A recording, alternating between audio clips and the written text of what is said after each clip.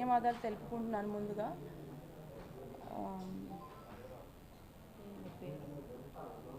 ఇప్పుడు ఇన్ని డేస్ నుంచి సపోర్ట్ చేసిన నా మీడియా వారందరికీ ఫస్ట్ ప్రతి ఒక్కరికి పేరు పేరుగా నేను థ్యాంక్స్ చెప్పుకుంటున్నానండి. ఎందుకంటే ఒక ఆడపిల్లకి అన్యాయం జరిగినందుకు మీరందరూ కూడా ఇన్ని రోజుల నుంచి నాకు సపోర్ట్ చేసి నాకు స్టాండ్ తీసుకొని నా గురించి అన్యాయాన్ని మీరు మీ ద్వారా ప్రజలందరికీ తెలియజేసినందుకు నాకు ఫస్ట్ మీ అందరికీ కృతజ్ఞతలు తెలుపుకుంటున్నాను. అయితే ఇప్పుడు నేనేమీ పెద్ద ఇట్లా ప్రొఫెషనల్ ఏం కాదండి. ఒక ఆడపిల్లకి, మీ ఇంటి ఆడపిల్లకి అన్యాయం జరిగితే ఎట్లా అయితే ఎక్స్ప్రెస్ చేస్తుందో అదేవిధంగా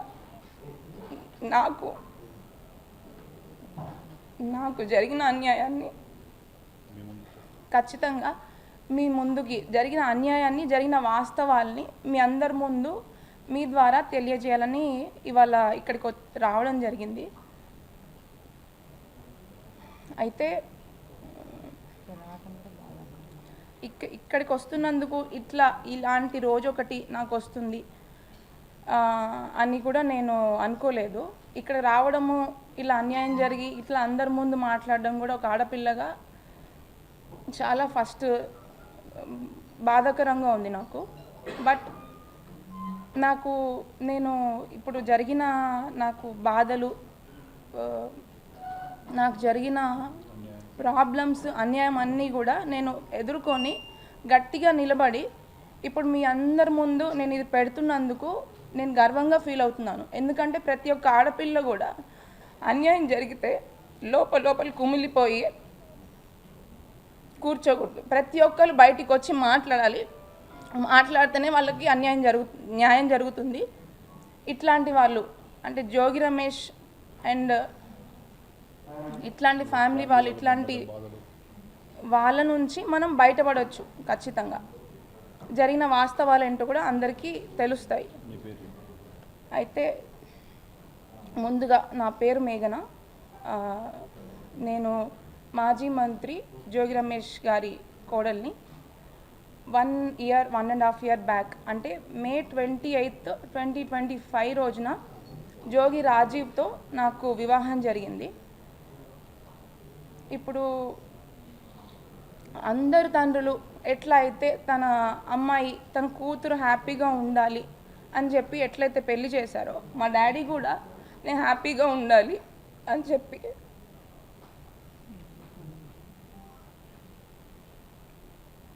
ఎంతో కష్టపడి తన స్తోమతకి మించి కూడా నేను హ్యాపీగా ఉంటాను ఆ ఇంటికి వెళ్తే అని చెప్పేసి జోగి రమేష్ గారి మీద నమ్మకంతో ఆ ఇంటికి నన్ను అప్పచెప్పాడు. కానీ ప్రతి ఆడపిల్లలాగానే నేను కూడా ఎన్నో ఆశలతో హ్యాపీగా ఉంటాను, ఒక కొత్త జీవితం ప్రారంభిస్తున్నాను అని చెప్పేసి ఎన్నో ఆశలతో నేను కూడా అడుగుపెట్టాను. కానీ అడుగుపెట్టిన కొన్ని రోజులకే చాలా ప్రాబ్లమ్స్ ఫేస్ చేయాల్సి వచ్చింది. కానీ ఫస్ట్ నేను చెప్పదలుచుకున్న విషయం ఏంటంటే, ఎవరైనా పెళ్ళి ఎందుకు చేస్తారండి? హ్యాపీగా ఉండాలి వాళ్ళ అమ్మాయి అబ్బాయి అని చెప్పి పెళ్లి చేస్తారు. బట్ జోగి రమేష్ గారు చేసిన ఉద్దేశం రాంగ్. ఫస్ట్ థింగ్ ఏంటంటే, ఒక పెళ్లి చేసుకున్న తర్వాత ఇద్దరి మధ్యలో గొడవలు వచ్చి విడిపోవడం అనేది కంప్లీట్ డిఫరెంట్ స్టోరీ. బట్ నా పెళ్ళి అట్లా జరగలేదు. ఖచ్చితంగా ఈ పెళ్ళి ఉండదు, ఇది ఉండే పెళ్ళి కాదు అని చెప్పి అతని కొడుకుకి ఉన్న ప్రాబ్లము ముందే అతనికి తెలిసే, ఖచ్చితంగా వాళ్ళ కుటుంబం మొత్తానికి తెలిసే నాకు ఈ పెళ్ళి చేశారు. ఖచ్చితంగా అది నేను 100కి 100% చెప్పగలను. పెళ్ళికి ముందు ఇలా తెలిసి ఒక అమ్మాయి గొంతుని కోయడం అనేది చాలా పెద్ద నేరము. ఇట్లా ఇప్పుడు తనకు కూడా ఒక కూతురు ఉంది, తనకు కూడా ఖచ్చితంగా కూతురు ఉంది. తన కూతురు కూడా ఇట్లా జరిగితే ఏం చేస్తారు? ఇప్పుడు ప్రజలందరికీ సహాయం చేసే ఒక వ్యక్తి, పబ్లిక్ పర్సన్, అతను పబ్లిక్ నాయకుడు. మరి తన ఇంట్లో ఆడపిల్లకి అన్యాయం చేశాడు తనే. మరి ఏం చేద్దాం అనుకున్నాడు ఆయన? ఏ ఉద్దేశంతో పెళ్లి చేశాడు? అండ్ నిన్న జోగి రమేష్ గారు జరిగిన ప్రెస్ మీట్లో ఒక విషయం చెప్పాడనమాట. మా ఇద్దరి మధ్యలో మనస్పర్ధలు గొడవలు రావడం వల్ల డిస్టర్బెన్సెస్ వచ్చి వాళ్ళు ఏదో విడిపోతున్నారు, బట్ ఇప్పుడు కూడా కలిసి ఉండాలని అనుకుంటున్నాను అంటున్నాడు. అసలు మా ఇద్దరి మధ్యలో ఏం గొడవలు వచ్చాయి? అసలు ప్రాబ్లం ఏంటి? నేను చేసిన తప్పేంటి?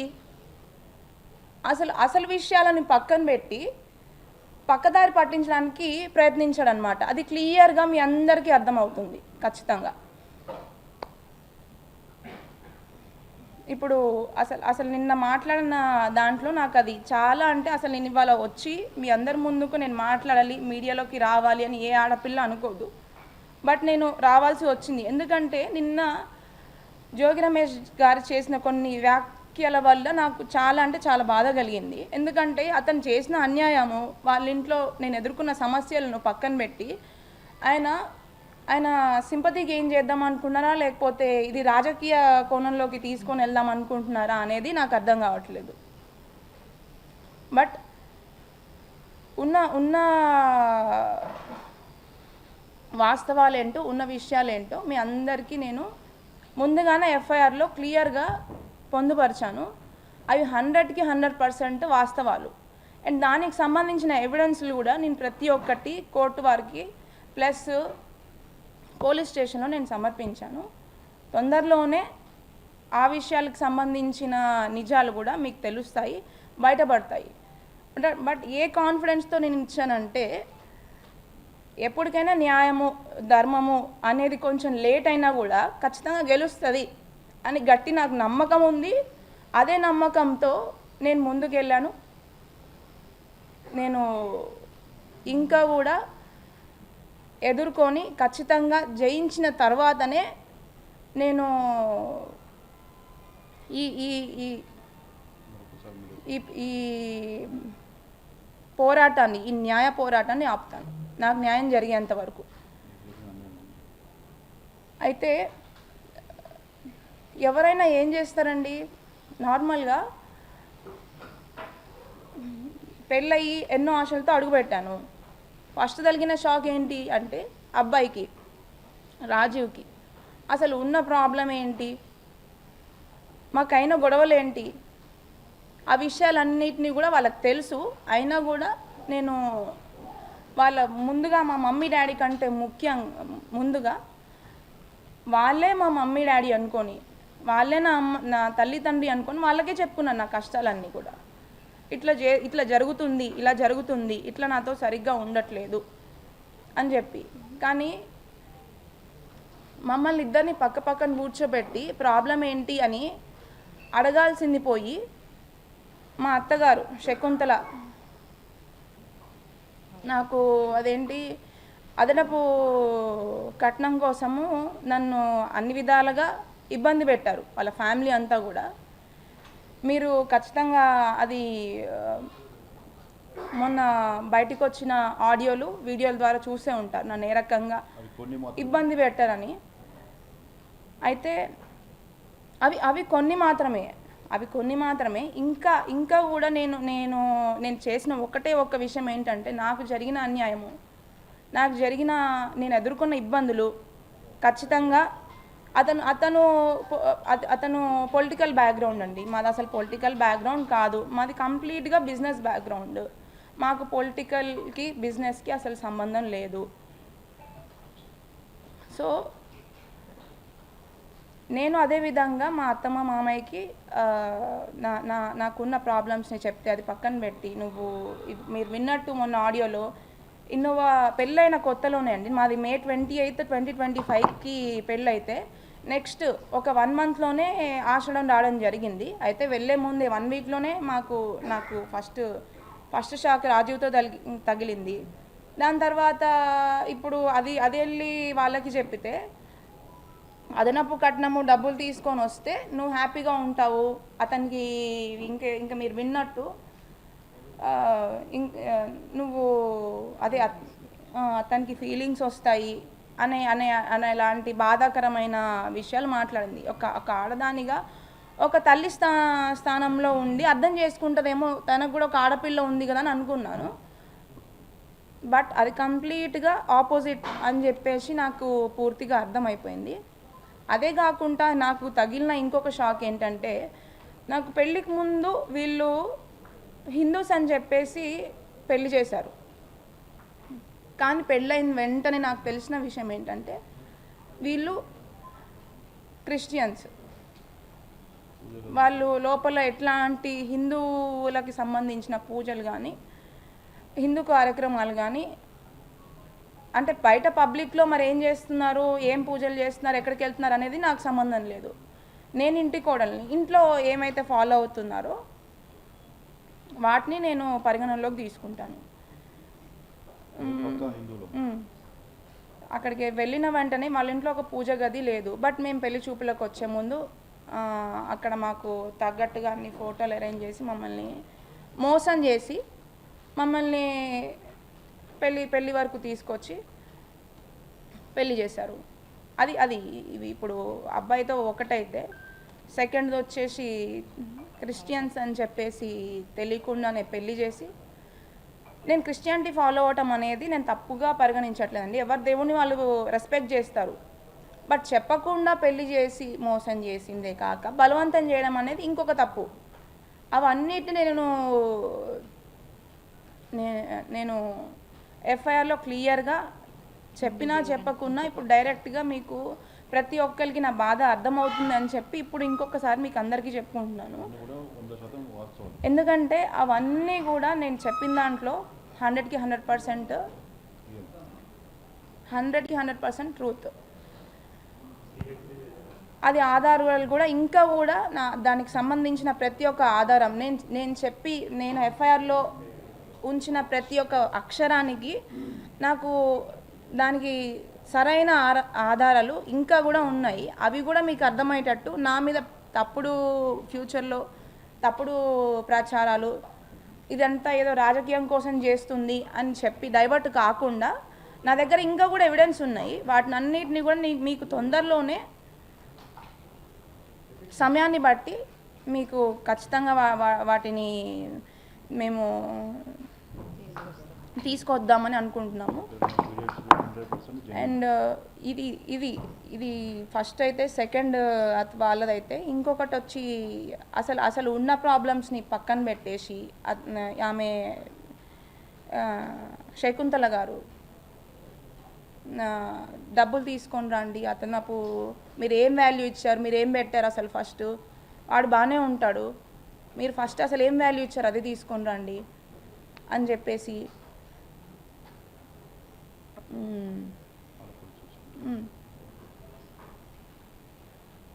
చెప్పేసి అన్ని రకాలుగా. అండ్ నేను ప్రతి ఒక్క రోజు అక్కడ ఆవిడ బైబిల్ చదువుతున్నా నేను వాటిని అన్నిటినీ నేను ప్రతి ఒక్కదాన్ని నేను రెస్పెక్ట్ చేస్తాను ఖచ్చితంగా. బట్ నన్ను బలవంతం చేయడం అనేది ఖచ్చితంగా 100కి 100% తప్పు. అండ్ మా దేవుళ్ళని ఇప్పుడు నేను వాళ్ళని బతిలాడుకోగా నాకు ఒక 3rd ఫ్లోర్లో ఒక పూజ గది పెట్టారు. దాంట్లో కనీసం నేను అగరబత్తులు వెలిగించి గంట కొట్టాలన్నా కూడా చాలా భయపడేదాన్ని. ఎందుకంటే ఆమె ఆ టైంలో చేసిన నాకు ఆ వ్యాఖ్యల వల్ల ఫస్ట్ నాకు పూజ చేయాలన్నా కూడా దాంట్లో భయమేది. ఎందుకంటే ఆమె ఎట్లాంటి వ్యాఖ్యలు చేసిందంటే, అసలు మీ దేవుళ్ళు కూడా దేవుళ్ళేనా, అసలు ఇద్దరు అంటే నాకు శివుడు అంటే చాలా ఇష్టం అనమాట. ఎప్పటి నుంచో చిన్నప్పటి నుంచి నేను అక్కడ కూడా వెళ్ళిన తర్వాత ఆ దేవుడినే పూజించుకున్నాను. ఆ దేవుళ్ళ గురించి కూడా అసలు ఇద్దరు వైఫ్లు ఉంటారు, ఇద్దరు పిల్లలు ఉంటారు, వాళ్ళకు కూడా అన్ని మనుషుల్లాగానే అన్నీ ఉన్నాయి. అసలు వాళ్ళ దేవుళ్ళు ఎట్లయితారమ్మా? ఇప్పుడు నువ్వు పూజ చేసావు, ప్రసాదం పెడితే దేవుడు తినేస్తాడా అని చెప్పి ఇట్లాంటి మాటలు మాట్లాడడం కూడా చాలా తప్పు. ఫస్ట్ థింగ్ ఆమె ఇంకా నువ్వు హిందువు, మీ దేవుళ్ళు నమ్ముకున్నావు కాబట్టి నీకు ఇట్లా అయిందేమో, మా దాంట్లోకి వచ్చేసేయి అని చెప్పి ఇట్లాంటి మాటలు మాట్లాడేదన్నమాట. నేను ఎప్పుడు కూడా వాళ్ళ దేవుళ్ళని అయితే నేను తప్పుపట్టలేదు. ఎవరి దేవుడు వాళ్ళకి, ఎవరి దేవుళ్ళు వాళ్ళకే గొప్ప. నేను మీ దేవుడిని రెస్పెక్ట్ చేస్తాను, మీరు మా దేవుడిని కూడా అంతే రెస్పెక్ట్ చేయాలని చెప్పి నేను అనుకునేదాన్ని. అయితే పెళ్ళైన తర్వాత కూడా వీటన్నిటినీ కూడా నేను ఎదుర్కోవడానికి కారణము, అన్నిటిని కూడా తట్టుకోవడానికి కారణం ఏంటంటే, ఒక ఆడపిల్లగా ఇట్లా బయటికి రావాలి, ప్రతి ఒక్కళ్ళ దగ్గర లో ఫోకస్ అవ్వాలి అని చెప్పి ఏ ఆడపిల్ల అనుకోవద్దు. మీకు కూడా ఖచ్చితంగా ఇక్కడికి వచ్చిన వాళ్ళందరికీ కూడా ఆడపిల్లలు ఉండే ఉంటారు. మీ ఆడపిల్లకి ఈ పరిస్థితి వస్తే ఖచ్చితంగా మీ ఆడపిల్లలని అయితే ఈ పరిస్థితి రావాలి, ఇలా వచ్చి బయటికి వచ్చి ఇట్లా ఇట్లా ఫోకస్ అవ్వాలి, ఇట్లా అన్యాయం గురించి మాట్లాడాలి అని అయితే మీరు ఖచ్చితంగా అనుకోరు. ఫస్ట్ ఎవరైనా ఆ పరిస్థితి వరకు తెచ్చుకోరు. బట్ మేము అనుకోకుండా వాళ్ళ మీద నమ్మకంతో పెళ్లి చేసుకున్నందుకు మాకు ఈ పరిస్థితి మా డాడీకి, మా మమ్మీకి, మా కుటుంబం అందరికీ కూడా వచ్చింది. అయితే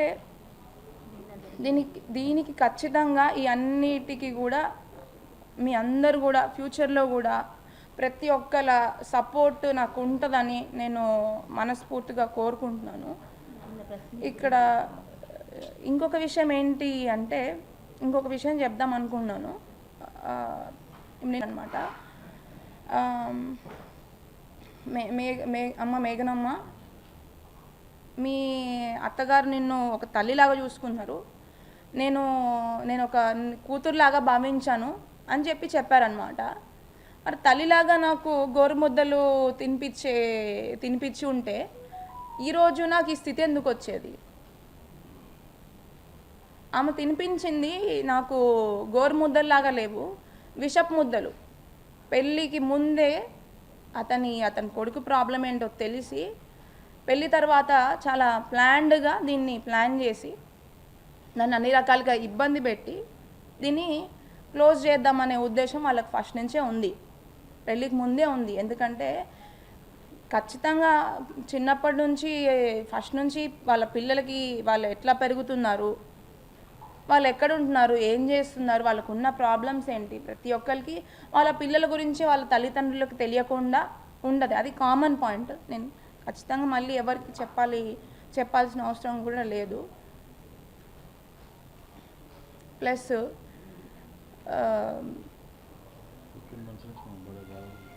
ఇంకొక విషయం ఏం చెప్దాం అనుకుంటున్నానంటే, ఇంకొక క్లారిటీ ఏమి ఇద్దాం అనుకుంటున్నానంటే, ఒక ఆడపిల్లగా 1.5 year నుంచి జోగి రమేష్ అండ్ వాళ్ళ కుటుంబం వల్ల చాలా ప్రాబ్లమ్స్ ఫేస్ చేస్తున్నాము. ఇంకా కూడా నన్ను ఇబ్బంది పెట్టే ప్రయత్నంలోనే ఉన్నాడు. కానీ నాకు ఈ బాధల నుంచి, ఈ కష్టాలలో నుంచి అతనికి ఈ పెళ్ళి ఉండదని క్లియర్గా తెలుసు. అయినా కూడా ఇబ్బంది పెట్టుకుంటూ ఇంకా కూడా దీన్ని ఎట్లా కంటిన్యూ చేద్దాము, ఇంకేం చేద్దామని అనుకుంటున్నాడు అనేది నాకు అర్థం కావట్లేదు. ఖచ్చితంగా నాకు న్యాయం చేస్తాడని అయితే నేను అనుకోవట్లేదు. ఎందుకంటే మీరు చూసే ఉంటారు, ఒకవేళ న్యాయం చేసి ఉంటే మీ అందరి ముందు నేను కూర్చోవాల్సిన అవసరం లేదు. అట్ ద సేమ్ టైము నిన్న ఇంకొక విషయము ఏంటంటే, వాళ్ళు చూపించినట్టుగా, జోగి రమేష్ గారు చూపించినట్టుగా ఒక వీడియో అయితే చూపించారు. ఏంటంటే వసంత కృష్ణ ప్రసాద్ గారింటికి వాళ్ళు వెళ్ళారని చెప్పి, అది దొంగచాటుగా వీడియోలు తీసుకొని దాన్ని ప్లే చేయాల్సిన అవసరం లేదు. ఎందుకంటే నన్ను అడిగితే నేనే చెప్పేదాన్ని, నువ్వు వెళ్ళావా అమ్మా అని అంటే అవును వెళ్ళాననే చెప్తాను. న్యాయం కోసం వెళ్ళాను, ఆయన న్యాయం చేసి ఉంటే, ఆయనే సెట్ చేసి ఉంటే కరెక్ట్గా అన్యాయం చేయకుండా నాకు, నేను ఎందుకు వెళ్తాను? వసంత కృష్ణ ప్రసాద్ గారి దగ్గరికి వెళ్ళాను, దానికి ముందు కూడా ఇంకొకసారి వెళ్ళాను. ఎందుకంటే నాకు న్యాయం చేయాలి, నాకు న్యాయం కావాలి, నాకు అన్యాయం జరిగింది అని చెప్పి ఆ ప్లేస్లో వసంత కృష్ణ ప్రసాద్ కాకపోతే లోకల్గా ఆ ప్లేస్లో ఎవరు ఉంటారో వాళ్ళ దగ్గరికి వెళ్తాను. వాళ్ళ తమ్ముడు ఉన్నా వెళ్తాను, వాళ్ళ అన్నయ్య ఉన్నా వెళ్తాను, ఎవరున్నా వెళ్తాను. అదేవిధంగా ఆయన ఇంకా నాకు ఎంతో రెస్పెక్ట్ ఇచ్చి, అమ్మ ఇక్కడ ఆడపిల్లవి కాబట్టి నువ్వు ఇక్కడ ఎంతోమంది ఉంటారు, మనం ఇంటి దగ్గర కూర్చొని మనం మాట్లాడుకుందాము, దీన్ని నువ్వు వీలైనంత తొందరలో బయటపడాలమ్మా, నువ్వు ఇంకా ఈ కోర్టులు కేసులు అనుకుంటూ నీకు న్యాయం కావాలి అని చెప్పి ఇట్లా నువ్వు ఫైట్ చేయాలి అనుకుంటే ఖచ్చితంగా ఇది చాలా టైం టేకింగ్ ప్రాసెస్. నువ్వు తొందరగా సెట్ చేసుకొని నువ్వు ఇంకొక లైఫ్ని స్టార్ట్ చేసుకోవాలి అని చెప్పి మమ్మల్ని సర్ది చెప్పడానికే చూశారు. And at the same time అతని సొంత బాబాయ్ అయిన జోగి రమేష్ గారి సొంత బాబాయ్ అయిన వెంకటేశ్వర్లు గారిని కూడా ఆ రోజు మమ్మల్ని ఇంటికి రమ్మని చెప్పిన రోజు ఆయనను కూడా పిలిపించారు, మాట్లాడారు. ఇది పాప ఇంత ఇబ్బంది పడుతుంది, అమ్మాయి తప్పేం లేదు, చూడండి అమ్మాయి దగ్గర ఎవిడెన్స్ కూడా ఉంది, ఒకసారి మీరు ఏ రకంగా మరి ఇంటి పెద్దగా పిలిపించి మాట్లాడారు. ఆయన కూడా చెప్పింది ఏంటి, వెంకటేశ్వర్లు గారు కూడా నాకు వాళ్ళతో సంబంధం లేదండి, వాళ్ళు నేను చెప్పినా వినే పరిస్థితుల్లో లేరు, అమ్మాయికి అయితే ఖచ్చితంగా అన్యాయం జరిగింది, కానీ నేను దీంట్లో నేను ఇన్వాల్వ్ అవ్వదలుచుకోవట్లేదు, ఎందుకంటే నేను చెప్తే వినే స్థితిలో లేరు కాబట్టి ప్రొసీడ్ అవ్వమని చెప్పండి వాళ్ళని, ఎందుకంటే నేను ఇన్వాల్వ్ అయినా అమ్మాయికి న్యాయం జరగకపోవచ్చు అని చెప్పి వాళ్ళ సొంత బాబాయ్ వెంకటేశ్వర్లు గారే చెప్పారు. అండ్ ఇంకొక విషయం ఏంటంటే, దానికి ముందు మేము 22 జూన్ 2026కి మేము అంటే 24 జూలై 2026కి ఎఫ్ఐఆర్ ఫైల్ చేసాము. బట్ 22 జూలై 2026 1 మంత్ ముందు మేము సిపి గారి దగ్గర ఇదే విషయాన్ని ఇదే ఎఫ్ఐఆర్ తీసుకొని కంప్లైంట్ ఇచ్చాము. కంప్లైంట్ ఇచ్చినప్పుడు సిపి గారి దగ్గరికి వెళ్ళి కంప్లైంట్ ఇవ్వగానే ఆయన కూడా దానికి ఏవేవైతే సెక్షన్స్ ఉంటాయో నా దగ్గర ఉన్న ఎవిడెన్స్ చూసి ప్రొసీడ్ అవ్వండి అని చెప్పి సిపి గారికి దాన్ని కన్వర్ట్ చేయడం జరిగింది. ఆ కన్వర్ట్ చేయడం నెక్స్ట్ రోజు వచ్చి ఎస్హెచ్ఓ దగ్గర కంప్లైంట్ ఫైల్ చేయండి అని చెప్పి చెప్పడం జరిగింది. ఆ 1 డే గ్యాప్లోనే మేము మాతో ఒక లాయర్ ఉన్నారు, మా లాయర్ ద్వారా మీడియేషన్ చేసి లేదు మీరు సిపి దగ్గర కంప్లైంట్ ఇప్పుడే ఫైల్ చేయకండి, మీరు ఎఫ్ఐఆర్ ఫైల్ చేయకండి, దీన్ని మనము లోపలే సామరస్యంగా సెట్ చేసుకుందాం అని చెప్పేసి మా లాయర్ ద్వారా మాకు ఒక ఒక ఏమంటారు ఒక ఇంటిమేషన్ ఇచ్చారు. అదేంటంటే మనము సజ్జల గారి దగ్గర అసలు మేము అప్పుడు కూడా వెళ్దామని అనుకోలేదు. వాళ్ళు ఒకవేళ జోగి రమేష్ గారు మళ్ళీ పిలిచి మళ్ళీ మాట్లాడదామంటే మేము వెళ్ళదలుచుకోలేదు, ఎందుకంటే ఆయన మీద మాకు నమ్మకం లేదు. 1.5 year నుంచి నన్ను అన్ని రకాలుగా నా కుటుంబాన్ని పెళ్ళైన వారం రోజులకే ఇబ్బంది వచ్చింది అని చెప్పితే 1 year వరకు ఎక్స్టెండ్ చేసి నన్ను ఇబ్బంది పెట్టి ఎన్నోసార్లు మమ్మల్ని సెటిల్ చేద్దాము, సరే అయిపోయింది ఏదో అయిపోయింది మనం మాట్లాడుకుందామని చెప్తూనే పెద్ద మనుషులు లాయర్లని వాళ్ళందరినీ మధ్యలో పెట్టుకొని మాట్లాడతామని చెప్తూనే ఆయన ఈ 1 year గ్యాప్లో అతనికి ట్రీట్మెంట్ ఇప్పిస్తాము, అతనికి ఇంకొక 4 months జైలుకి వెళ్ళడం ఇదంతా జరిగింది. సో ఇదంతా అయిపోయిన తర్వాత మేము 1.5 year తర్వాత మొన్న రీసెంట్గా లాస్ట్ మంత్ కంప్లైంట్ సిపి గారికి ఇస్తే ఇచ్చిన వెంటనే అందరికీ తెలిసిన వెంటనే మీరు కంప్లైంట్ ఇవ్వద్దు, మీరు అదేంటి సజ్జల గారి దగ్గర రామకృష్ణ గారి దగ్గర మాట్లాడుకుందాము అని చెప్పితే, సరే సజ్జల రామకృష్ణ గారి దగ్గర అంటున్నారు కాబట్టి మాకు ఆయన మీద పూర్తి నమ్మకం ఉంది, ఒక పార్టీ హెడ్ కాబట్టి మాకు నమ్మకం ఉంది కాబట్టి మేము అక్కడికి వెళ్ళాము. వాళ్ళు చెప్పినట్టే కంప్లైంట్ ఇచ్చిన నెక్స్ట్ రోజు ఆయన మీద గౌరవంతో ఒక పెద్దగా మమ్మల్ని పిలిచారు కాబట్టి మేము వెళ్ళాము. వెళ్ళిన తర్వాత అక్కడ ఖచ్చితంగా సజ్జల గారి దగ్గర వెల్లంపల్లి శ్రీనివాస్ గారు ఉన్నారు, అండ్ జోగి రమేష్ గారు, వాళ్ళ కుటుంబ సభ్యులు, వాళ్ళ లాయర్ గారు, వాళ్ళందరూ కూడా తీసుకొని వచ్చి సజ్జల గారి దగ్గర కూర్చోబెట్టడం జరిగింది. మేము మాట్లాడాము. అక్కడ కూడా సజ్జల గారు లేదమ్మా నువ్వు ఆడపిల్లవు కదా, మళ్ళీ కోర్టులు ఈ కేసులు అన్నీ వెళ్తే నీకేమొస్తుంది, అంత టైం టేకింగ్ ప్రాసెస్ అదంతా కూడా మేము అక్కడ కూడా నేను ప్రతి ఒక్క వీడియో నాదేం తప్పు లేదండి, అయినా కూడా మమ్మల్ని ఇట్లా ఇబ్బంది పెడుతున్నాడు 1.5 year నుంచి, ఇంకా మేము విసిగిపోయాము అని చెప్తే నేను ఉన్నానమ్మా, నీకు ఖచ్చితంగా న్యాయం జరుగుతుంది అని చెప్పేసి అక్కడ మాట్లాడడం జరిగింది ఒకరోజు వాళ్ళందరినీ కూర్చొని. మరి ఆ విషయము నిన్న జోగి రమేష్ గారు ఎందుకు మెన్షన్ చేయలేదో నాకు తెలీదు. అది నేను అక్కడికి ఏ ఉద్దేశంతో అయితే వెళ్ళానో సజ్జల రామకృష్ణ గారి దగ్గరికి, వసంత కృష్ణ ప్రసాద్ గారి దగ్గర కూడా అదే విధంగా వెళ్ళాను. అక్కడికి ఎందుకు వెళ్ళాల్సి వచ్చిందంటే సజ్జల రామకృష్ణ గారి దగ్గరికి వెళ్ళిన తర్వాత ఒక 2 daysలో దీన్ని మ్యూచువల్కి చేసుకుందాము, సరే అయిపోయింది ఏదో అయిపోయింది కూర్చుందాం మాట్లాడుకుందాం అని చెప్పారు. మేము వెయిట్ చేసాము, 2 days వెయిట్ చేసాము, 10 days వెయిట్ చేసాము. కంప్లైంట్ ఇచ్చిన తర్వాత 1 month వెయిట్ చేసాము. 1 month వెయిట్ చేసిన తర్వాత కూడా as it is Jogi Ramesh గారు 1.5 year నుంచి మేము మ్యూచువల్కి వస్తాము, మేము సెట్ చేసుకుంటాము దీన్ని బయటికి రాకముందే అని చెప్పి ఏ విధంగా అయితే చెప్పారు అదే పద్ధతిని వాళ్ళు సజ్జల గారి దగ్గరికి వెళ్ళిన తర్వాత కూడా కంటిన్యూ చేశారు. సో దాని తర్వాత నాకు అక్కడ కూడా దాని తర్వాత ఇంకొక విషయం కూడా చేశానండి. నేను జగన్ గారి ఆఫీస్ దగ్గర కూడా వెళ్ళడం జరిగింది. నేను అక్కడికి వెళ్ళిన తర్వాత మాకు న్యాయం జరగట్లేదు సజ్జల్ గారి దగ్గర అని చెప్పేసి అక్కడ కూడా ఆఫీస్కి వెళ్ళడం జరిగింది. బట్ మేము కలవలేకపోయాము. అక్కడ కూడా వెళ్ళేసి మాకు ఇట్లా అన్యాయం జరిగింది అని చెప్పేసి చెప్పుకుందాం అనుకుని మాకు ఆ ఛాన్స్ రాలేదు. సరే ఇక్కడ ఇక్కడ ఇక్కడ న్యాయం జరగట్లేదు, ఎందుకంటే జోగి రమేష్ గారు చెప్పిన మాట మీద మళ్ళీ కూడా నిలబడట్లేదు. ఇంకా మాకు చేసేది ఏం లేక మేము మళ్ళీ కూడా 24th జూలై 2026న ఇబ్రహీంపట్నం పోలీస్ స్టేషన్లో ఎఫ్ఐఆర్ ఫైల్ చేయడం జరిగింది. ఎందుకంటే ఇంకొక విషయం, ఈ ఎఫ్ఐఆర్ ఫైల్ చేసే ముందు నేను ఒక ఇంపార్టెంట్ విషయం చెప్దాం అనుకుంటున్నాను మీ అందరికీ. పెళ్ళయింది నాకు 28 మే 2025. అయితే పెళ్ళైన 2 monthsకే నా మీద null and void case Rajiv వేయడం జరిగింది. దానికి అసలు అంటే వాళ్ళు నిన్న చెప్తున్నారు కదా, వాళ్ళిద్దరి మధ్యలో మనస్పర్ధలు వచ్చాయి, వాళ్ళు ఏవో అయినాయి అని చెప్పి. వాళ్ళు మనస్పర్ధలు వస్తే అసలు ఆ ప్రాబ్లమ్స్ ఏంటి, అసలు నేను చేసిన తప్పేంటి? వాళ్ళు పెళ్ళైన 2 monthsకే అసలు నా మీద డైవర్స్ ఫైల్ చేయాల్సిన అవసరం ఏముంది? మరి డైవర్స్ ఫైల్ చేస్తుంటే అది ఖచ్చితంగా వాళ్ళ తండ్రికి తెలియకుండా అయితే చేయరు కదా. వాళ్ళ తండ్రి హెల్ప్తోనే, ఖచ్చితంగా వాళ్ళ కుటుంబ సభ్యుల హెల్ప్తోనే 2 monthsకి డైవర్స్ ఫైల్ చేయాల్సిన అవసరం ఏముంది నా మీద? నేను ఇంట్లో ఉండంగానే అండ్ ఆ విషయం నాకు ఇప్పుడు అంటే మరి మీకు పెళ్ళైన మరి మీకు ఆగస్ట్ 2 ఇది ఏంటి పెళ్ళైన 2 monthsకే మీకు తెలిస్తే మరి ఇప్పుడు దాకా మీరు ఉండడానికి కారణం ఏంటి అని మీకు క్వశ్చన్ రావచ్చు.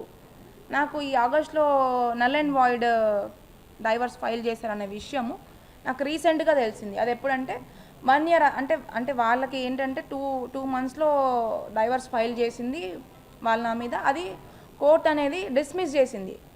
ఎందుకంటే దాంట్లో వాళ్ళు రాసిన అలిగేషన్స్ అనేది తప్పు కాబట్టి, నేను సరిపడా ఆధారాలు దానికి సూటబుల్ థింగ్స్ దాంట్లో లేవు కాబట్టి కోర్టే దాన్ని డిస్మిస్ చేసేసింది. కాబట్టి వాళ్ళు అంటే ఇది 1 year తర్వాతనే ఖచ్చితంగా వేయాలి అని చెప్పేసి వాళ్ళకి క్లియర్గా అర్థమైపోయింది. నల్ అండ్ వాయిడ్ అని అంటే అది 1 year లోపు వేసుకునే అదనమాట. దానికి తగ్గ ఆధారాలు లేవు కాబట్టి దాన్ని డిస్మిస్ చేసి 1 year తర్వాత వాళ్ళు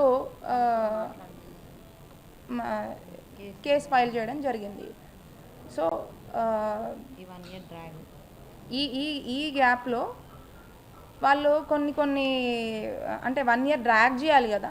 మరి ఈ 1 yearలో ఏం చేద్దాము అని చెప్పేసి 1 yearలో అన్ని సర్వరకాలుగా సర్వ విధాలుగా ఈ విషయం బయటికి రాకుండా అసలు విషయాలు దాచిపెట్టి వీళ్ళని ఎట్లా టైంపాస్ చేయాలి. ఎందుకంటే మొహం మీద వెంటనే మాకు మీ అమ్మాయి నచ్చలేదు, మాకు వద్దు అని చెప్పినారు అనుకోండి, మా తప్పైతే ఏం లేదు. మరి ఇంకేం రీజన్ చెప్పి వీళ్ళని వదిలించుకోవాలి? తప్పైతే 100కి 100% మా వైపే ఉంది, జోగి రమేష్ గారి వైపు రాజీవ్ వైపే ఉంది అని తెలిసి పెళ్లి చేశారు. మరి వీళ్ళని ఎట్లా డ్రాగ్ చేయాలి, దీన్ని ఎట్లా కంటిన్యూ చేయాలి అని చెప్పేసి ఏం చేశారంటే అసలు విషయాలన్నీ కూడా మా మమ్మీ వాళ్ళు ఏంటి అసలు అమ్మాయికి సరిగ్గా ఉండట్లేదు, అమ్మాయి సరిగ్గా ఉండట్లేదు, సరిగ్గా కలిసి ఉండట్లేదు అని చెప్పి మా మమ్మీ వాళ్ళు క్వశ్చన్ చేశారు. వచ్చారు, అడిగారు. దానికి వాళ్ళు ఇచ్చిన ఆన్సర్ ఏంటంటే, సరే అండి మేము సెట్ చేస్తాము, మేము ట్రీట్మెంట్ ఇప్పిస్తాము అబ్బాయికి అని చెప్పేసి, కానీ మీ అమ్మాయి ఇక్కడ ఉంటే నామోషిగా ఫీల్ అవుతున్నాడేమో అని చెప్పేసి నన్ను పెళ్ళైన స్టార్టింగ్లోనే నేను ఏదైతే చెప్పానో పెళ్ళైన 20 రోజులన్నా ఫస్ట్ నన్ను అట్లా పంపించేశారు.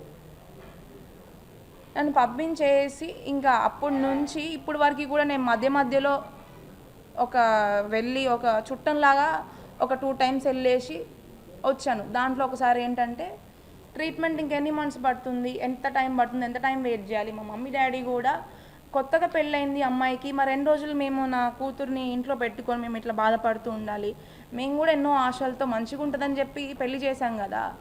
నా కన్న కూతురుగా మా కూతుర్ని ఇట్లా అందరూ కూడా క్వశ్చన్ చేస్తున్నారు, మరి మా అమ్మాయి తప్పేముందో, పెళ్ళైన కొత్తలే ఎందుకు తీసుకొని వచ్చి ఇంట్లో పెట్టారనే క్వశ్చన్స్ రేజ్ అవుతున్నాయి. కాబట్టి అసలు విషయం అంటే అప్పటికి మేము బయటికి చెప్పుకోలేదు. అన్ని మంత్స్ నన్ను పంపించిన తర్వాత కూడా కొన్ని మంత్స్ వరకు నేను మా ఇంట్లోనే ఉండాల్సి వచ్చింది. అప్పటి వరకు మా మమ్మీ డాడీ కూడా ఎవరికి చెప్పుకోలేదు ఇట్లా ఇట్లా ప్రాబ్లం వచ్చింది అని చెప్పి. ట్రీట్మెంట్ కోసం అని చెప్పి వెయిట్ చేసాము. ఆ ట్రీట్మెంట్ అయిపోయిన తర్వాత ఒక 4 months మీ అందరికీ తెలిసినట్టుగా అతను లిక్కర్ కేసు అనేది ఒక 3 to 4 months వేస్ట్ అయింది. ఒక 3 months వచ్చేసి లిక్కర్ కేసులో వాళ్ళు జైల్లో ఉండడం జరిగింది. వాళ్ళ తమ్ముడు రాము అండ్ రమేష్ గారు కూడా జైల్లో ఉండడం జరిగింది. ఆ 3 months తర్వాత ఇంకొక 1 month వచ్చేసి వాళ్ళు పాపము చాలా ఇబ్బంది పడ్డారు ఆ 3 monthsలో. కాబట్టి పరామర్శ కోసం జగన్ గారు కూడా వీళ్ళందరూ కూడా వచ్చి పాపం వాళ్ళని పరామర్శించారు. బట్ దాని వెనక నాకు ఎన్నో ఇబ్బందులు అయినాయి, అవి ఎవ్వరికీ తెలీదు. బట్ నన్ను కనీసము ఇబ్బంది పెట్టిన వాళ్ళు ఆ సొంత నా అత్త మామ, నా ఆడపడుచు కానీ, వాళ్ళ నా భర్త కానీ, వాళ్ళ తమ్ముడు కానీ, లేకపోతే ముందు నుంచి ఈ పెళ్ళికి ముందు నుంచి వాళ్ళ పెద్దలుగా ఉన్న వాళ్ళ కుటుంబ సైడ్ నుంచి పెద్దలుగా ఉన్న జోగి రాము, వాళ్ళ తమ్ముడు జోగి రాము కానీ, స్వామి కానీ, వీళ్ళందరూ ఎవ్వరు కూడా మరి ట్రీట్మెంట్ కోసం అని చెప్పేసి నన్ను పంపించేసిన తర్వాత నన్ను పట్టించుకున్న వాళ్ళు ఎవ్వరు లేరు. వాళ్ళ పనులలో వాళ్ళు ఉన్నారు, వాళ్ళ రాజకీయాలలో వాళ్ళు ఉన్నారు. మీరు అబ్జర్వ్ చేస్తే పెళ్ళయింది 28th Mayన, ఎక్కడ కూడా నేను ఏ వీడియోలో కూడా ఎక్కడ కూడా నేను కనిపించలేదు. ఎందుకంటే నన్ను పంపించేశారు, ట్రీట్మెంట్ అనే పేరుతో నన్ను పంపించేశారు అక్కడికి. అది రోజులు అని చెప్పి రోజులు కాస్త నెలలు కాస్త సంవత్సరం కాక సంవత్సరంన్నర నుంచి ఈ రోజు వరకు కూడా మేము ఇబ్బంది పడుతూనే ఉన్నాము. ఏ రోజు కూడా మమ్మల్ని ఇబ్బంది పడుతున్నందుకు మాకు ఫోన్ చేసి ఎట్లా ఉన్నావమ్మా, ఏమున్నా, అసలు ఉన్నావా లేవా అని నన్ను పట్టించుకున్న వాళ్ళు లేరు. జోగి రమేష్ గారు కానీ, వాళ్ళ ఫ్యామిలీ మెంబర్స్ కానీ, ఎవరు కానీ వాళ్ళ ఆనందాల్లో, వాళ్ళ సంతోషాల్లో, వాళ్ళ రాజకీయాల్లో, వాళ్ళ సెలబ్రేషన్స్లో వాళ్ళు కంటిన్యూ చేసుకుంటూ ఉన్నారు. సో బట్ ఆ 1.5 year నుంచి నేను కానీ, మా డాడీ కానీ, మా మమ్మీ కానీ అతను పెట్టిన ఇబ్బందుల వల్ల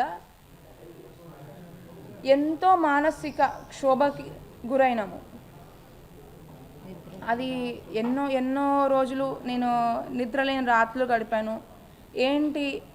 ఎన్నో ఆశలతో నేను పెళ్లి చేసుకొని ఇట్లా అవుతే ఎందుకు ఇట్లా అయింది, అసలు నాకే ఎందుకు ఇట్లా అయింది అని చెప్పి నన్ను నేనే క్వశ్చన్ చేసుకొని ఎన్నో నిద్రలేని రాత్రులు కూడా నేను గడపడం జరిగింది.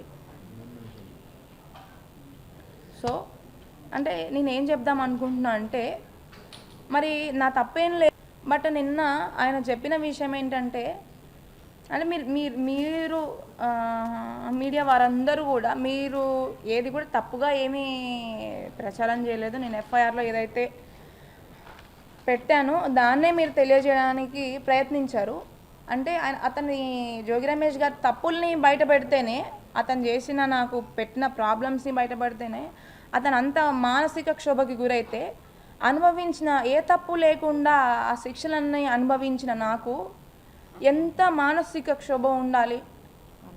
నేను 1.5 year నుంచి ఎంత నేను కానీ నా కుటుంబం కానీ ఎంత సఫర్ అయి ఉండాలి. అది ఏ రోజైనా ఒక ఆడపిల్ల తండ్రి లాగా, నా కూతురులాగా అని జోగి రమేష్ గారు అన్నారు కాబట్టి ఏ రోజు కూడా ఆలోచించలేదు. ఒకవేళ ఆలోచించే ఉండుంటే ఖచ్చితంగా ఈరోజు నాకు ఈ పరిస్థితే వచ్చేది కాదు. నేను ఇట్లా అందరి ముందుకి వచ్చి చెప్పాల్సిన రోజు వచ్చేది కాదు. సో నేను ఏం చెప్దాం అనుకున్నానంటే, మరి మనస్పర్ధలు వచ్చాయని ఏదో చెప్తున్నాడు, అసలు విషయాలు పక్కన పెట్టి. మరి వస్తే వాళ్ళ కొడుక్కి, వాళ్ళ కుటుంబానికి మరి ఏం సర్ది చెప్పుకున్నాడు, సెట్ చేయడానికి ఏం ప్రయత్నాలు చేశాడు 1.5 year నుంచి. అంటే వాళ్ళు దానికి అంటే అది నేను నా కొడుకుని ఎన్నో మాటలు చెప్పుకున్నాను, ఎన్నో చేసుకున్నాను, అతను సెట్ కాలేదు అని చెప్పొచ్చు. కానీ నాకు తెలిసినంత వరకు అతను ఎట్లాంటి ప్రయత్నాలు చేయలేదు. మీరు చూసినట్టయితే అతని రాజకీయాలలో, అతని పనులలో ఆయన కంటిన్యూ అయిపోయినాడు. నా గురించి పట్టించుకోలేదు. పెళ్ళైన 2 నెలలకే డైవర్స్ చేసినారు. అది క్యాన్సిల్ అయిపోయే వరకు 1 year దాకా మమ్మల్ని ఇబ్బంది పెట్టి వెయిట్ చేయించి డైవర్స్ ఫైల్ చేసినారు. అండ్ ఈ 1 year లోపు మా మమ్మీ డాడీని అంటే బెదిరింపులు జరిగినాయి. ఈ 1 year లోపు ఈ విషయాల్ని బయటికి తీసుకొని వస్తే ఏం జరుగుతుంది అనేది నాకు కూడా చెప్పారు. మీరు మాకు ఈ కేసులు, ఈ కోర్టులు ఇవేం పెద్ద కొత్త ఏం కాదు. మీ అమ్మాయే మహా అయితే 5-6 ఏళ్ళు కోర్టుల చుట్టూ తిరుగుతూ ఉంటుంది. మాది పోయిందేముంది, మా అబ్బాయి ఎట్లాగో ఇంకో పెళ్లి చేసుకోవాలనే ఉద్దేశం అతనికి ముందు నుంచే లేదు. చేసుకోండి, ఏం చేద్దాం అనుకుంటున్నారు అని చెప్పేసి మమ్మల్ని పూర్తిగా వదిలేయడం జరిగింది. ఇంకా మాకు ఇంకో వేరే ఆప్షన్ లేక ఇంకా అతని మీద నమ్మకం లేక మా మమ్మీ డాడీ కూడా సరే ఆడపిల్ల తల్లిదండ్రులుగా దీని లోపలే సెట్ చేసుకుందాం అన్ని రకాలుగా ప్రయత్నించిన జోగి రమేష్ గారు దానికి సహకరించకపోవడం వల్ల, అంటే అన్ని తప్పులుండి అన్ని మిస్టేక్స్ ఉన్న అతనే మరి కోర్టుకి కేసులకి వెళ్ళాలి ముందే దీన్ని లోపల సెట్ చేసుకోకుండా అమ్మాయికి ఇట్లాగా మోసం చేశాను, అన్యాయం చేశాను, దీన్ని సెట్ చేసుకోకుండా మరి వాళ్ళే అన్ని రకాలుగా నా మీద తప్పుడు అంటే అలిగేషన్స్తో డైవర్స్ కేసు మ్యూచువల్గా మాట్లాడుకుంటూనే నా మీద డైవర్స్ ఫైల్ చేయడం జరిగింది. సంవత్సరం అయిపోగానే సంవత్సరం అంటే అయిపోయిన ఒక వారం 10 రోజులలో మా మీద డైవర్స్ ఫైల్ చేయడం జరిగింది. దాంతో మాకు ఖచ్చితంగా ఆ రోజే మాకు ఆగస్టులో కూడా మా మీద కేసు డైవర్స్ ఆల్రెడీ ఫైల్ చేసినారని చెప్పి తెలిసింది. దాంతో మాకు పర్ఫెక్ట్ అండ్ క్లారిటీ వచ్చింది. ఇది ముందుకు వెళ్ళే విషయం కాదు, కేవలం సంవత్సరం అయిపోయేదాకా మమ్మల్ని వెయిట్ చేయించి మమ్మల్ని ఇబ్బంది పెట్టి ఇట్లా డైవర్స్ ఫైల్ చేసి మమ్మల్ని అంటే ఆడపిల్ల తల్లిదండ్రుల్ని ఆ అమ్మాయే ఇంకా బయటికి వచ్చి 5-6 ఏళ్ళు తిరుగుతుంది బయట కోర్టుల చుట్టూ అని వాళ్ళే భయపడతారు అని చెప్పేసి మమ్మల్ని ఇట్లా ఇట్లా ఇట్లా అన్యాయం చేసే ప్రయత్నం చేశారు. ఆల్రెడీ చేసిందే మోసంతో కూడిన పెళ్ళి, మోసంతో కూడిన ఆలోచనతో చేసిన పెళ్ళి. మళ్ళీ ఈ విషయంలో కూడా అట్లీస్ట్ ఆ అమ్మాయి ఆడపిల్ల, అమ్మాయిని ఇబ్బంది పెట్టకూడదు అని చెప్పి మళ్ళీ కూడా మాతో మ్యూచువల్కి మాట్లాడుకుంటూనే డైవర్స్ ఫైల్ చేసి ఇంకొక మోసం. ఇట్లా అంటే మేము ఎన్నని మేము తట్టుకుంటామండి. మోసం మీద మోసము ఇట్లా ఎన్నని తట్టుకుంటాము. అంటే ఆయన అనుకుంది ఏంటంటే ఈరోజు నేను ఇట్లా వచ్చి మీ అందరి ముందుకి ఉన్న వాస్తవాలు నిజాలని చెప్తానని ఆయన ఎక్స్పెక్ట్ చేయలేదు. నన్ను కానీ నా కుటుంబం కానీ చాలా చిన్న చూపు ఆలోచన ఉండడం వల్ల ఆయన మమ్మల్ని అంత కేర్లెస్గా అన్ని తప్పులున్నా కూడా ఇట్లా ఇట్లా ఇలాంటి బిహేవియర్తో ఇట్లా మమ్మల్ని భయపెట్టాలని చెప్పి ప్రయత్నించాడు. అంటే మా మీద చిన్న చూప, అంటే ఆడపిల్ల జీవితము అని అంటే అంత చులకన భావం ఉంది ఆయనకి. వాళ్ళ ఇంట్లో ఆడపిల్లల, వాళ్ళ ఇంట్లో ఆడవాళ్ళ, అంటే వాళ్ళు మాత్రం ప్రొటెక్టెడ్గా లోపలగా హాయిగా ఉండాలి. మేము మాత్రం ఇట్లా అన్యాయం జరిగింది అని చెప్పి కోర్టుల చుట్టూ లాయర్ల దగ్గరికి ఇట్లా ఈరోజు నాకు అన్యాయం జరిగింది అని చెప్పి మేము ముందుకు వచ్చి ఇట్లాంటి పరిస్థితి ఇట్లాంటివన్నీ నాకు కలగడానికి రీజన్ ఎవరు అంటే ఖచ్చితంగా 100కి 100% Jogi Ramesh and his family members. Jogi రమేష్ని ఒక్కడనే బ్లేమ్ చేయట్లేదు నేను, జోగి రమేష్ గారిని ఒక్కడనే బ్లేమ్ చేయట్లేదు. వాళ్ళ కుటుంబం మొత్తాన్ని వాళ్ళందరికీ ముందే తెలుసు ఖచ్చితంగా. దానికి సంబంధించిన ఆధారాలు, దానికి సంబంధించిన సంభాషణలు కూడా అతనికి పెళ్ళికి ముందే ఈ విషయాలన్నీ తెలుసు వాళ్ళ పేరెంట్స్కి అనే సంభాషణలు కూడా నా దగ్గర క్లియర్ ఎవిడెన్స్ ఉంది. ఇంకొక విషయం ఏంటంటే నిన్న ఇవన్నీ ఇప్పుడు నా దగ్గర ఉన్న ఆధారాలు కానీ, ఆడియోలు కానీ, వీడియోలు కానీ, ఎవిడెన్స్ కానీ నేను నా ఆడపిల్లగా నా సేఫ్టీ కోసం నేను ప్రిజర్వ్ చేసి పెట్టుకున్నాను. వాటిని కూడా అది అన్ని ఏఐ వీడియోలు అని చెప్పేసి దాన్ని అంటే ఊరికే తీసేసినట్టు తప్పుడుగా ప్రచారం చేస్తున్నారు. మరి ఇంకా కూడా నా దగ్గర క్లియర్ ఎవిడెన్స్ అనేది ఉంది నాకు. అంటే నేను పెట్టింది జస్ట్ ఒక 20% మాత్రమే. ఆ రోజు నాకు తెలీదు ఎఫ్ఐఆర్ ఫైల్ చేసేటప్పుడు ఎవిడెన్స్ కూడా ఇవ్వాలి అని చెప్పి ఆ 20% ఎవిడెన్స్ మాత్రమే నేను ఫైల్ చేశాను, అదే బయటకు వచ్చింది. ఇంకా కూడా నా దగ్గర చాలా ప్రతి ఒక్క నేను ఎఫ్ఐఆర్లో మెన్షన్ చేసిన ప్రతి ఒక్క ఎవిడెన్స్ నా దగ్గర ఉంది. అది కూడా నేను ఖచ్చితంగా టైం వచ్చినప్పుడు మీ అందరికీ చూపిస్తాను. అది కూడా నేను అది అది ఏఐ వీడియోలా లేకపోతే ఏ వీడియోలు అనేది మేము చూపించిన తర్వాత ఫారెన్సిక్కి పంపించి టెస్ట్ చేయించుకోవాలని చెప్పి నేను కోరుకుంటున్నాను అని.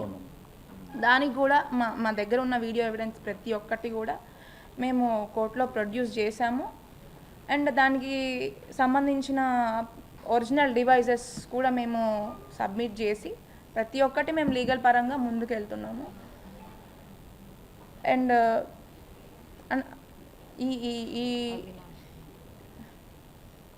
ఇప్పటికైనా అట్లీస్ట్ జోగి రమేష్ గారు అండ్ శకుంతల గారు వాళ్ళు చేసిన మిస్టేక్స్ ఏంటి, వాళ్ళు చేసిన అన్యాయం ఏంటి, ఒక ఆడపిల్లను పెట్టిన బాధ ఏంటి అనేది కొంచెం గుర్తించి నన్ను వీలైనంత తొందరలో మీ అందరి ద్వారా నేను తెలియజేసుకోవాలి ఏమనుకుంటానంటే, నాకు తొందరగా దీని నుంచి విముక్తి కలిగి నేను ఒక పీస్ఫుల్ లైఫ్ని స్టార్ట్ చేద్దామని అనుకుంటున్నాను. అది జోగి రమేష్ గారు సహకరించి నాకు విముక్తి కలిగించి ఇప్పటికైనా ఆయన పెట్టిన ఇబ్బందులను ఆపేసి విముక్తి కలిగిస్తే, అది అందరి సపోర్ట్తో, నాకు పెళ్ళికి వచ్చిన పెద్దలు కానీ వైఎస్ జగన్ గారు కానీ, ఇప్పుడు ఏంటి సజ్జల రామకృష్ణ గారు కూడా వచ్చారు, అండ్ ఇంకెవరు విడుదల రజనీ గారు, పెళ్ళికి వచ్చిన పెద్దలందరూ ఇట్లా అందరూ పెద్దల సపోర్ట్ కూడా ఖచ్చితంగా ఒక ఆడపిల్లకి అన్యాయం జరుగుతుంది కాబట్టి వాళ్ళందరి సపోర్ట్తో నాకు వీళ్ళని తొందరలో నాకు న్యాయం జరిగి దీంట్లో నుంచి విముక్తి మీ హెల్ప్తో కలిగించాలని చెప్పి మేము అందరినీ కోరుకుంటున్నాము. బయటపడేయడమే నాకు న్యాయం అండి.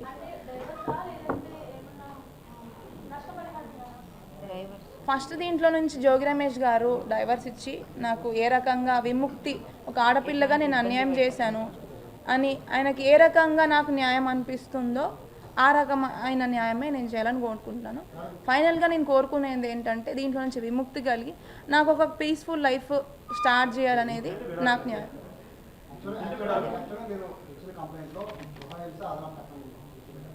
ఒక్క నిమిషం అండి నేను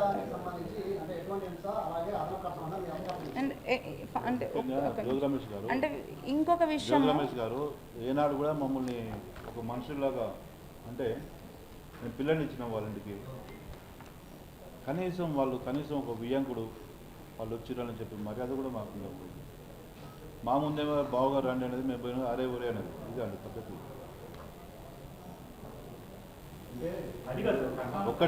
ఒక్కటండి, ఏనాడు కూడా మాకు జరిగిన అన్యాయము ప్రతి ఆడపిల్ల తండ్రిగా నేను కోరుకునేది, ఇంత అన్యాయం ఏ ఆడపిల్లకు జరగకూడదు సార్. ఏ ఆడపిల్ల తండ్రి కూడా, ఎందుకంటే ప్రతి ఆడపిల్లని ప్రతి తల్లిదండ్రులు ఎంతో గార్భంగా పెంచి పెద్ద చేస్తారు. ఆమె జీవితం మంచిగా చూస్తారు. నేను ఎంతో నమ్మకంగా నేను జోగి రమేష్ ఫ్యామిలీకి నా బిడ్డని, నాకు అందరూ ఆడపిల్లలండి, నాకు మగపిల్లలు లేరు. నేను సంపాదించిన యావదాస్తి నేను నా బిడ్డకే నేను ఇస్తానని చెప్పి, నా చిన్న బిడ్డకి నాకంటే ప్రేమ అతనికి ఎక్కువ ఇస్తానని చెప్పేసి ఆ రోజు కూడా చెప్పిన అతనికి. కానీ పెళ్ళైన కొద్ది రోజులకే ఇంకా తండి మొత్తం మొత్తం అమ్ముకొని రండి, కారు పెట్టండి, బంగారం పెట్టండి, ఇంకా పెట్టండి, కేజీ బంగారం పెట్టేవండి. ఎవరండి మా గౌడ్ కులంలో పెట్టేది? నేను గౌడ్నండి, ఒరిజినల్ మేము. రాండి మా సూర్యాపేటలో. నేను ఇలా గౌరవం చెప్తున్నా. నేను 10 సంవత్సరాలు తాళ్ళు కూడా ఎక్కిన. వ్యవసాయం చేసిన కుటుంబం మాది, వ్యాపారం చేసి పైకి వచ్చిన కుటుంబం మాది. ఈ రాజకీయాలు తెలియదు మాకు, కుట్రలు తెలియదు. మేము కేవలం పిల్లల్ని మంచిగా పెంచి పెద్ద చేసి పెళ్లి చేసి మీ చేతిలో పెట్టినామండి. పెట్టిన కొద్ది రోజుల నుంచే మాకు ఇంత ఘోరమైన అన్యాయం జరిగి నా బిడ్డని ఈరోజు ఇంత ఘోరంగా దాని జీవితాన్ని నాశనం చేయాలని చూస్తే ఏ తల్లిదండ్రులు కూడా వాళ్ళకున్న ఆవేశం 14 నెలలు సార్, 14 నెలలు అండి. 14 నెలల నుంచి కూడా మేము ఏ రోజు కూడా ప్రశాంతంగా ఉన్న రోజు లేదు. రమేష్ గారు నిన్న ఒక నెల బాగా ఇబ్బంది పడ్డామని చెప్తున్నారు. ఒక నెలకు 14 నెలలకు ఎంత తేడా ఉందండి. ఒక ఆడపిల్ల తండ్రిగా నేను ఖర్చు పెట్టుకొని ఈమె కంటే ముందు ఒక 5 నెలల ముందు ఈమె పెళ్లి చేసినండి.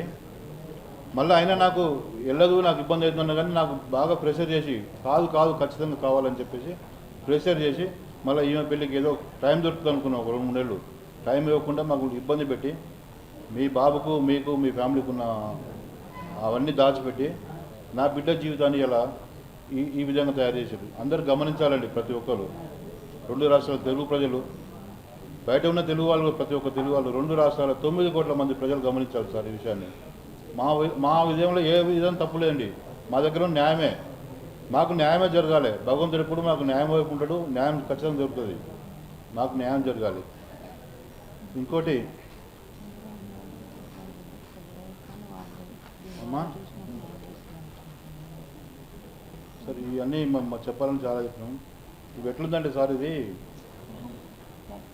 ఒక దొంగ నడిచేటుంది. వినండి బాగా సార్, తప్పు మాది కాదు సార్, తప్పు నేను నా బిడ్డని ఇచ్చినాం 14 నెలల నుంచి కూడా.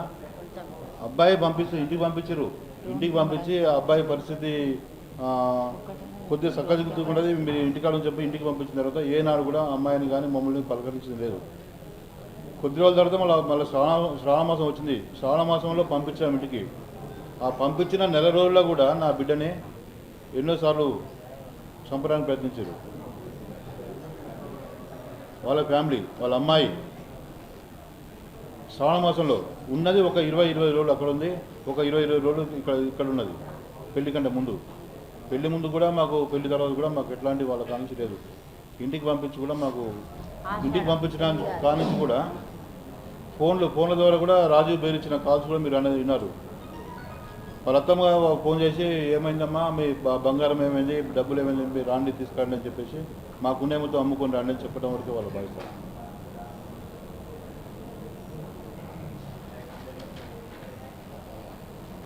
ఈరోజు నా బిడ్డ ఏ తప్పు చేయకుండా సంవత్సరం వరకు అండి మేము ఇక చేస్తున్నాం అని చెప్పేసి అనుకుంటే ఆయన జైలు పోయినా కానీ ఆగినాం, అంతకుముందు ఆగినాం, అబ్బాయికి ట్రీట్మెంట్ చేస్తున్నది ఆగినాం. సంవత్సరం నుంచి కూడా సంవత్సరం వరకు ఇంకా నెలకు 10 రోజులకు సంవత్సరం అయిపోయింది కూడా మా ఇంటికి వచ్చి అమ్మ నీకు న్యాయం చేస్తా అని చెప్పి చేతి మీద నెత్తి మీద చేపెట్టి చెప్పిన రోజులు ఉన్నాయి. సరే నమ్మినాం, పెద్ద మనిషి కదా అని నమ్మినాం. మాకు ఏ ఒక్క రోజు కూడా చెప్పేది ఒకటి, చేసేది ఒకటి. చెప్పేది ఒకటి, వాళ్ళ మనసులో ఉన్నది ఇంకొకటి. మాకు న్యాయం జరగలేదు కాబట్టి మేము ఈరోజు ఈ విధంగా మీ ముందుకు వచ్చి మాకు న్యాయం జరగాలని చూస్తున్నాం. ఒకసారి సేమ్ పాప చెప్పినట్టు కోర్టుకు పోతే ఇదే కేసు మేము సిపి గారికి వెళ్తే సజ్జల రామకృష్ణారెడ్డి దగ్గర వెళ్ళిన మాట వాస్తవం. అది వాళ్ళ ఇంటి దగ్గర మాట్లాడండి, ఒక 4 రోజులు సెట్ చేసుకొని చెప్పారు. ఆ మాట వాస్తవమే. అది కాలేదు. ఫస్ట్ వైసీపీ మన వెల్లంపల్లి సింగ్ గారు చెప్పినాం, అది కాలేదు. ఎవరి దగ్గర తిరిగినా మాకున్న పెద్ద మనుషులు కానీ, మాకున్న లాయర్స్ కానీ, ఎవరినైనా సరే ఆయనకున్న పలుకుబడితోటి వాళ్ళని రాకుండా చేసి వాళ్ళకి ఇంత ఇస్తామని చెప్పేసి ఏ ఒక్కరిని కూడా రాకుండా చేసి మమ్మల్ని ఒంటరి చేసి కనీసం వీళ్ళు ఏం చేసుకుంటారో చేసుకోపోయే ఉద్దేశంతో ఎంతో ధైర్యంగా అన్యాయం చేయడం జరిగింది. అమ్మ ఒకటి లాస్ట్ మొన్న కూడా తల్లి లాస్ట్గా ఒకసారి మన ఎన్టీఆర్ జిల్లా వైసీపీ అధ్యక్షుడు అవినాష్ కూడా, అతను కూడా అన్న మీరు అన్నీ కేసులు అన్నీ పెట్టకుండా మీ అందరూ మీరు కూర్చొని మాట్లాడని చెప్పేసి అట్లా కూడా 1 మంత్ ఈ రోజు వరకు కూడా ఇంకా వాళ్ళు టైం ప్రొలాంగ్ చేసుకుంటూ వచ్చినారు.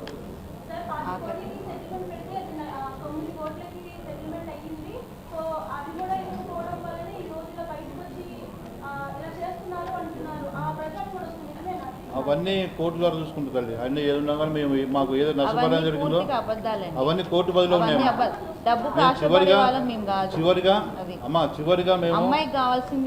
చివరిగా మేము లాస్ట్కు ఎవరంటే మన లోకల్ ఎమ్మెల్యే గారు వసంత కృష్ణ ప్రసాద్ గారు వాళ్ళు పోయినాం. ఫస్ట్ వారి ఇంటికి వెళ్ళాం, వారి ఆఫీస్కి వెళ్ళాం, 3 సార్లు వాళ్ళ ఇంటికి పోయినాం. వాళ్ళ బాబాయ్ జోగి వెంకటేశ్వరరావుని పిలిపించి సార్ మీరు కొద్దిగా మీరని చెప్పండి సార్, రమేష్ గారికి చెప్పండి, పాపం అమ్మాయి చాలా చిన్న అమ్మాయి, ఆమె భవిష్యత్తు ఖరాబ్ అవుతుంది, ఇవన్నీ కోర్టులు ఇవన్నీ పోతే చాలా ఇబ్బంది పడుతుంది అమ్మాయి, చెప్పండి సార్ అంటే అన్న మేము నా మాట విన్నాడు అతడు, మీరే న్యాయపరంగా పోతే పోండి అని చెప్పేసి అతను చెప్పాడు. ఆ రోజు మా ముందే వెల్లంపల్లి శ్రీనివాస్ గారు ఫోన్ చేసి సినన్న ఈ పాపది ఇట్లా ఇబ్బంది అవుతుంది సెట్ చేసుకొని చెప్పేసి అన్నాడు. ఇట్లా అనేక సార్లు కూడా మమ్మల్ని మాట్లాడుతున్నాం చెప్పేసి ఈరోజు మాకు ఈమె మీద కేసు ఫస్ట్ పెళ్ళైన 2 నెలలకే నల్లెన్ పెట్టది ఆ కేసు వేసిండు. ఆ తర్వాత 1 year కాగానే ఇంకేదో కేసు వేసిండు. ఇప్పుడు డబ్బుల కోసమే అయి ఉంటే పెళ్ళైన వెంటనే ప్రాబ్లం వచ్చిన వెంటనే మేము అదే పనిలో ఉండేవాళ్ళం కదండి. 1.5 year నుంచి మేము ఎందుకు ఫైట్ చేస్తాము? ఒక ఆడపిల్ల అయితే ఇట్లా వచ్చి ఇట్లా మాట్లాడాలి, ఇట్లా బయటపడాలి అని చెప్పి ఏ తండ్రి ఏ తల్లి కూడా కోరుకోరు. ఖచ్చితంగా మేము న్యాయం కోసమనే మాకు విముక్తి కాదండి. పేరు వచ్చినప్పుడు ఏమంటారు, మాకు ఎందుకని రాజకీయాలు? ఒకసారి లోకేష్ అంటారు, ఒకసారి చంద్రబాబు నాయుడు అంటారు, చిరంజీవి అంటాడు, పవన్ కళ్యాణ్ అంటాడు. మాకెందుకండి ఇవన్నీ కాదు. నా మేము ఏ రోజు కూడా అన్యాయం ఉందో అన్యాయానికి న్యాయం చేయాలని మేము కోరుకుంటాం అందరినీ. మేము ఏ రోజు కూడా చంద్రబాబు గారితో కానీ లోకేష్ గారితో కానీ మేము మాట్లాడడం కూడా జరగలేదండి. కానీ ఈ మీడియా ద్వారా నేను తెలియజేసుకుందామని అనుకుంటున్నాను. ఇంత అన్యాయం ఏ బిడ్డకు జరగకూడదు. నా బిడ్డకు ఖచ్చితంగా న్యాయం జరగాలి. నా బిడ్డకు ఖచ్చితంగా న్యాయం జరిగేంత వరకు మేము పోరాటం చేస్తూనే ఉంటాం. అవసరం అనుకుంటే రేపు ఈ వారం కానీ ఇంకెప్పుడైనా సరే జోగి రమేష్ గారి ఇంటి ముందు కూడా ధర్నా చేసే పరిస్థితి వస్తుంది. వాళ్ళ ఇంటి ముందు టెంట్ వేసుకొని కూర్చొని నెల కానీ 2 నెలలు కానీ 5 నెలలు కానీ వాళ్ళ ఇంటి ముందరనే కూర్చుంటాం. నా బిడ్డకు న్యాయం జరిగేంత వరకు కూడా మేము అక్కడే కూర్చుంటాం. న్యాయం జరిగేంత పోరాటం చేస్తూ ఉంటామండి. ఇదైతే వాస్తవం. ప్రతి ఒక్కరికి పేరు పేరున నేను వేడుకునేది, నా బిడ్డకు న్యాయం చేయండి. అయితే ఇంకొక విషయం ఏం చెప్దామని సొంతంగా 3 times వెళ్ళాం, 2 సార్లు వాళ్ళ ఇంటికి వెళ్ళాం, ఒకసారి ఆఫీస్కి వెళ్ళాం. ఆ వీడియోలు ఉంటే చెప్పుకోండి, ఆ వీడియోలు కూడా పెట్టమనండి. మా అంతటి మాకు న్యాయం జరగలేదు కాబట్టి న్యాయం కోసం అని చెప్పి వసంత కృష్ణ ప్రసాద్ గారి దగ్గరికి వెళ్ళడం జరిగింది. అయితే వాళ్ళు నిన్న పెట్టిన వీడియో ఏదైతే ఉందో అది ఫస్ట్ టైం కాదండి, సెకండ్ టైం వెళ్ళాము. ఖచ్చితంగా అంటే ముందు మరి ఎవరు ఎందుకు వీడియో పెట్టలేదో నాకు తెలీదు. దానికి ముందు కూడా మేము చెప్పినట్టు సజ్జల రామకృష్ణ గారి దగ్గర కూడా వెళ్ళాము. అదే మీటింగ్లో వారి ఇంట్లోనే జరిగింది మీటింగ్ వచ్చేసి. అక్కడే మేము లాస్ట్ గేట్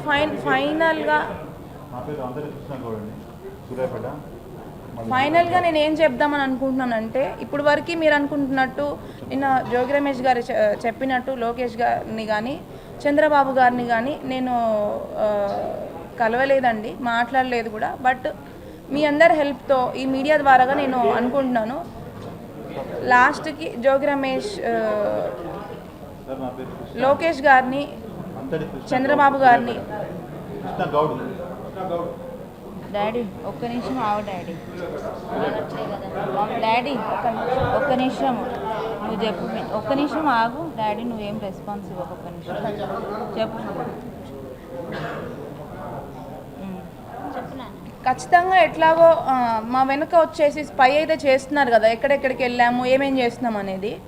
మీరు వాళ్ళ దగ్గరికి వెళ్ళినట్టు కూడా ఖచ్చితంగా ప్రూఫ్ ఉంటే చూపించమనండి. ఎందుకంటే మేము వెళ్ళలేదు, మేము ఎవరిని రీచ్ అవ్వలేదు, లోకేష్ గారిని కానీ చంద్రబాబు గారిని కానీ. బట్ మీ మీడియా ద్వారా ఖచ్చితంగా తెలియజేయాలనుకుంటున్నాను, వారి నుంచి కూడా మాకు సహకారాలు సపోర్ట్ అంది నాకు తొందరగా విముక్తి కలిగి దీంట్లో నుంచి నాకు న్యాయం జరుగుతుందని చెప్పి నేను మనస్ఫూర్తిగా కోరుకుంటున్నాను.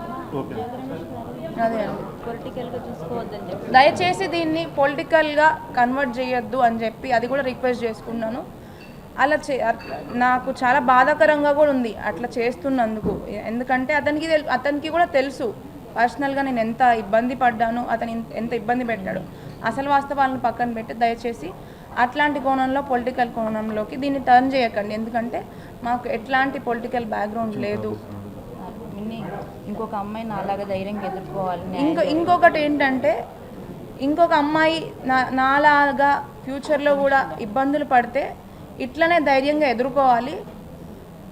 అండ్ నేను వాళ్ళకు ఒక ఆదర్శం అవ్వాలి తప్ప, అరే ఈ అమ్మాయి బయటికి వచ్చి వాయిస్ రేజ్ చేసింది కదా, ఈ అమ్మాయికి ఏం న్యాయం జరిగింది, ఏం జరిగింది, మన పరిస్థితి కూడా ఇట్లా అవుతుంది బయటికి వస్తే అని చెప్పి భయపడకుండా మనం బయటికి వచ్చి వాయిస్ రేజ్ చేస్తే ఖచ్చితంగా ఉన్న వాస్తవాలు బయటపడి ఇబ్బంది పడి వస్తున్న అమ్మాయిలందరికీ కూడా న్యాయం జరిగి వాళ్ళకి నేను ఒక ఆదర్శంగా ఉండాలని చెప్పి నేను కోరుకుంటున్నాను. వేలు ఎందుకు ఇస్తారు అడుగు. చాలా థ్యాంక్స్ అండి.